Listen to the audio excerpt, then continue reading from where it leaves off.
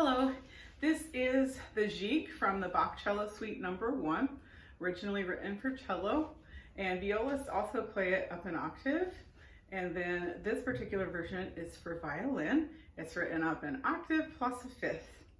And so this video is for Evangeline.